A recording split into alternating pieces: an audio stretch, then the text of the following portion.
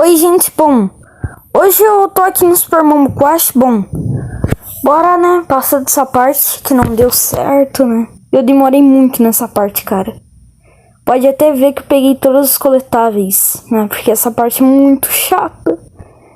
Aí, eu fiz um combo meio que na cagada, né, bora passar, né, eu não vou, tipo, matar todos os inimigos, né. Essa parte eu não consegui passar. Bora passar ela aqui, né? Pegar todos os coletáveis. E a gente já passou pra, né, a fase do Floresta dos Fungos. É. E eu já tomei dano. Droga! Tem uma moeda com um mombo ali, cara. Eu não sei como pega. Que não dá pra passar, né? Então bora, né? Vamos embora. Já tentei de todas as formas, né? Mas não dá. Vamos lá.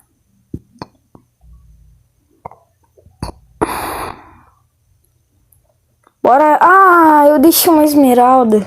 Ah, deixa pra lá. Caminho eu pego. Caminho de Deus, né? Eu nunca vou passar mais por aqui mesmo. Tá bom. Bom, já vou logo adiantando que o vídeo vai ser meio curtinho, né? Sempre foi. Vai ter, eu acho que as durações de 3 minutos e 56 segundos. É que é um personagem novo. Bora.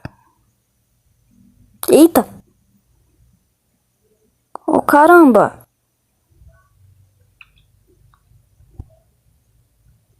Bicho estranho, velho. Os mesmos bichos lá do...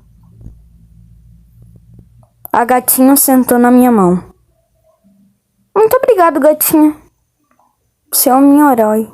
Meu herói. Me fez levar dano.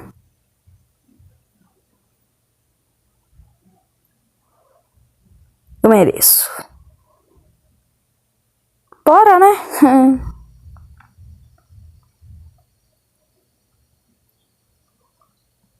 Ah, eu morri. Ótimo.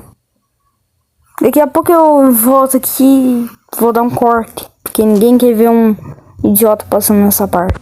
Aí, mano. Eita. Peraí, que bicho estranho é esse? Uai. Foi vulto? Ah, foi vulto.